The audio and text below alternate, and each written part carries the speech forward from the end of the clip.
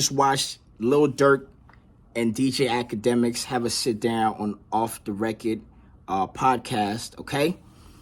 So Durk essentially, like, actually says NBA Youngboy by name. You know, he's not ducking it. Ak is still salty, you know. I think Ak did say NBA Youngboy's name, but he was kind of like, oh, the person who should not be mentioned. But the thing was, what stood out was Durk said that anybody that harmed, you know, any of his friends or family members, you know, anybody he's close to, you know, he can't mess with anybody that mess with that person. Does that make sense? So, for example, like if you mess with NBA Youngboy, what Durk is essentially saying is he cannot mess with you because of Ken Von. You know, he says, yo, in Von we trust, okay? Now, a question was asked about DaBaby, because if y'all remember, DaBaby made an album with NBA Youngboy, and Durk was like, yo, the reason why DaBaby essentially gets a pass, that's not, I'm just paraphrasing, okay?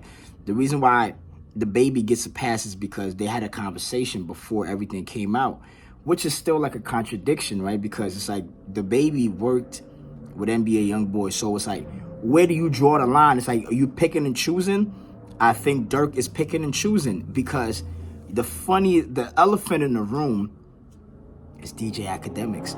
DJ Akademiks and NBA Youngboy was just friends about a week ago.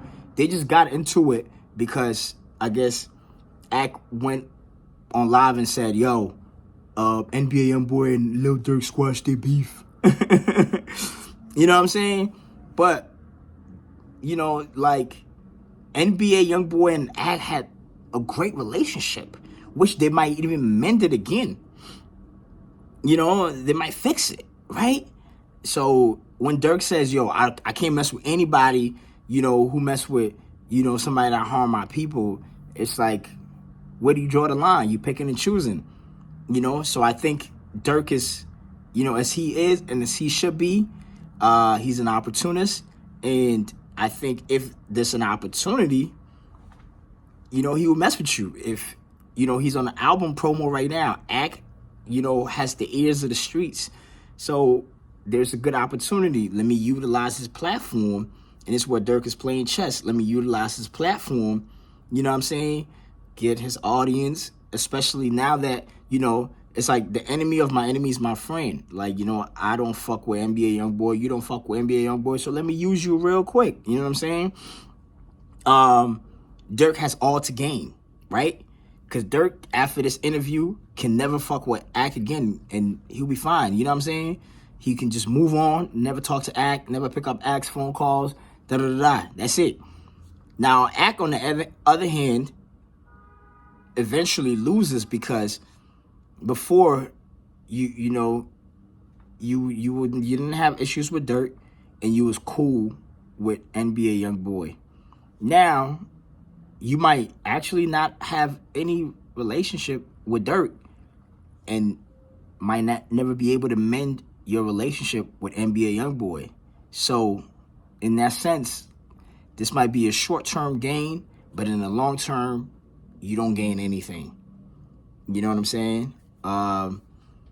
These are my thoughts. I don't know what's going to happen tomorrow, but based on the information that I just received, that I just watched, you know what I'm saying? Those are my thoughts, you know? So I personally think Durk is playing the biggest chess right now. Durk is the one moving all the pieces. Ak and NBA Youngboy are like pawns on this chessboard.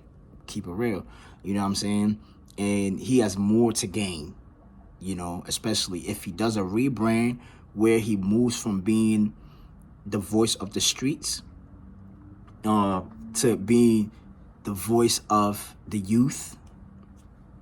He'll be out of here. He can still feed the streets, but actually become, in a way, like somebody who lets the youth know, you know, what the streets would do to you.